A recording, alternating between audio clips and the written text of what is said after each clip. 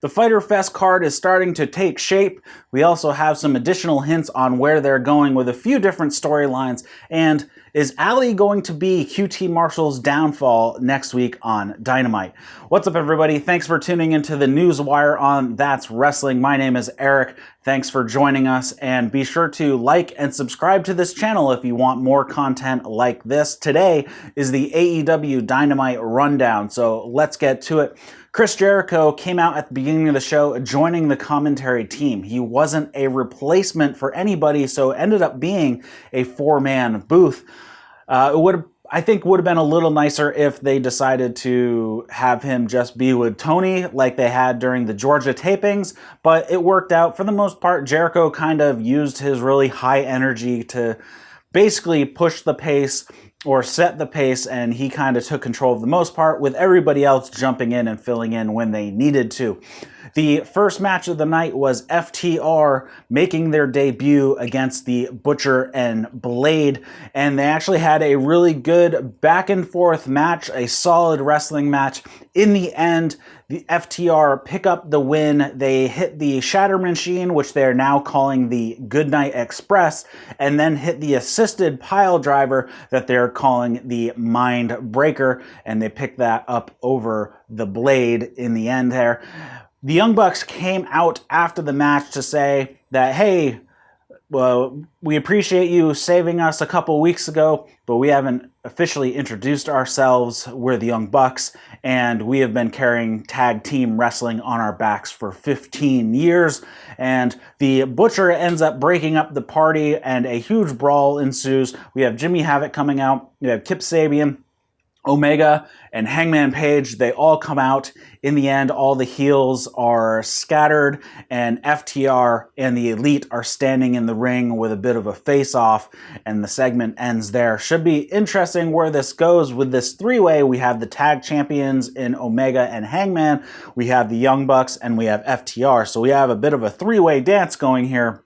I'm not sure if it's going to play out into anything. Maybe we will see a three-way at some point, but time will only tell.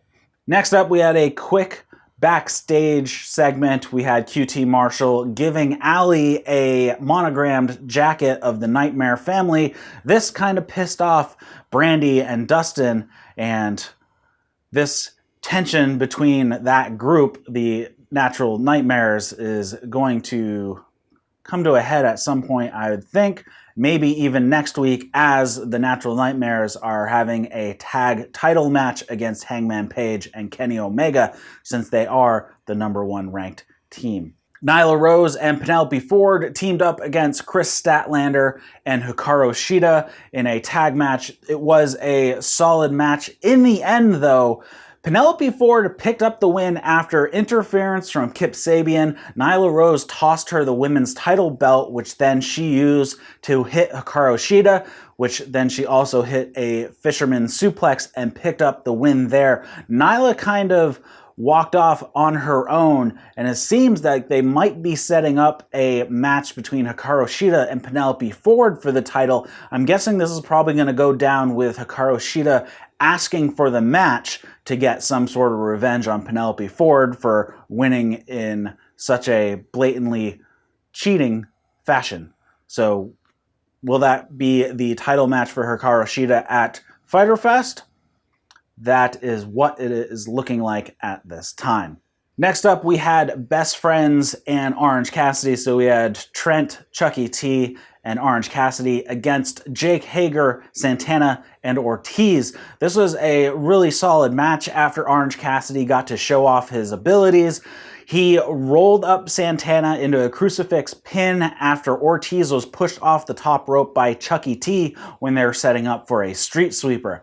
After the match, though, Jericho ran from the commentary desk into the ring with the bat, and he hit Orange Cassidy with the bat and bloodied him, and then pulls out a bag of oranges and starts basically whipping Orange Cassidy with a bag of oranges. And this is going to set up next week. Les Sex Gods will be challenging Best Friends, and it will have Best Friends title shot at Fyter Fest on the line. This was how Best Friends managed to get the match with Les Sex Gods to begin with, to exact some sort of retribution for what they did to Orange Cassidy tonight.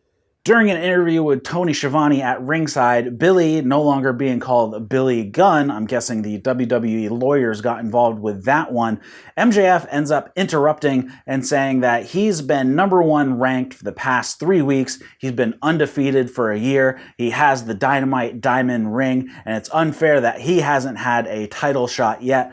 Billy Gunn interrupts his promo back and they start arguing, and this is actually going to set up next week. Billy, no longer Gunn, will be facing MJF on Dynamite, so that should be one to look out for, given that the veteran is much bigger than MJF, so we'll see how that one goes, but he does have Wardlow at his side, though Austin Gunn will be on Billy's side, so we could have a little bit of fireworks happening next week on Dynamite during this match.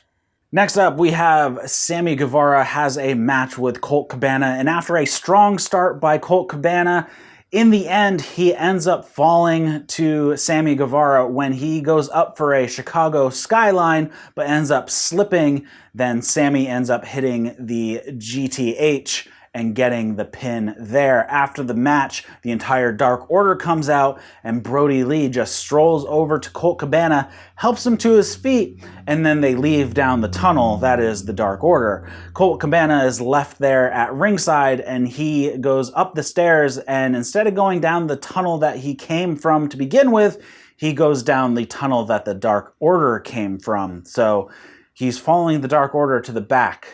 And then later on in the show, we find out that Colt Cabana actually followed Brody Lee to his office.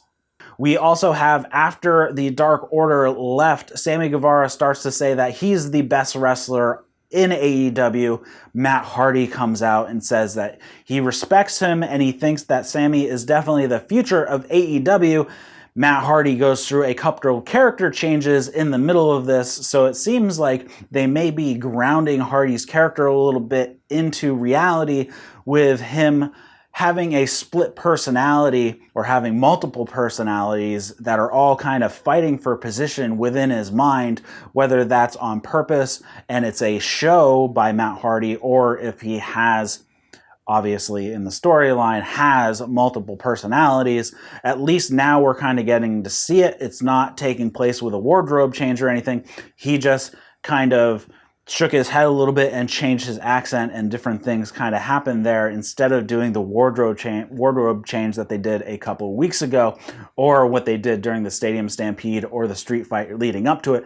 This, he maintained the same wardrobe. He just changed the character and the way that he talked. So hopefully this is going to work out in the end, and Matt Hardy's character is slowly going to be grounded into reality, so we have something to play off of instead of kind of this over-the-top supernatural type of deal that we've had in the broken universe, if you will, from Matt Hardy. Next up, Joey Janella has a short promo package or video package. He's at the bar drinking, basically saying that he's kind of lost his way over the past 6 months. He was main eventing with Jon Moxley last year, and now he's just kind of withering away in the undercard. He is walking down the street, and Sonny Kiss pulls up in a convertible, and he gives Joey a lift. And then it says to be continued as they are driving along. So curious where this is going to go between the two of them. Maybe they will be teaming up into a tag team, and we will be seeing more of both of them in the tag team division coming up. After that segment, Jon Moxley is shown out in the parking lot, just kind of right off the edge of the stage. Marvez intercepts him, and Moxley says that Taz has gotten in under his skin, and then Taz comes out and they argue a bit, and Brian Cage attacks Moxley from behind. He beats up on Moxley, which ends up with a car with a few dents, one in the hood, one in the side door, a broken side window, and then Cage goes to do something on the concrete. I don't know if he was going to give a powerbomb or something like that. Taz calls him off, says not to do it, and Brian Cage ends up picking up Moxley and throwing him into the car's rear windshield, which then smashes, and Taz and Brian Cage make their way off while Moxley is laid out on the back of the car. The last match of the evening was Cody versus Marq Quen for the TNT Championship. This was a good back and forth match to begin with, but in the end, Marq starts suffering all types of shots to his knee. So playing up the knee injury from a few weeks ago, he did a 450 splash out onto the stage at one point, again damaging his knee. In the end, he misses a shooting star press. Cody puts on an ankle lock to get the tap out victory. Cody helps Marq Quen up and they hug in the ring, and Jake Hager makes his way out. He gets into the ring and attacks Arn Anderson and Cody, and then we have Isaiah Cassidy and Matt Hardy coming out to help, and then the rest of the Inner Circle come out, and it's a huge brawl, and finally when they get pulled apart, Cody grabs the mic and says that he knows what Jake Hager is asking for. He wants a title shot, doesn't he? And he says, fine, at Fyter Fest, we will have a match for the TNT Championship. So that was the end of the show there. So we have a whole bunch of different things set up. We have Moxley versus Brian Cage for the AEW Heavyweight Championship coming up at Fyter Fest. We now have Best Friends putting their championship shot at Fyter Fest on the line next week against Jericho and Sammy Guevara. We have a possibility of Penelope Ford going against Hikaru Shida for the AEW Women's title at Fyter Fest.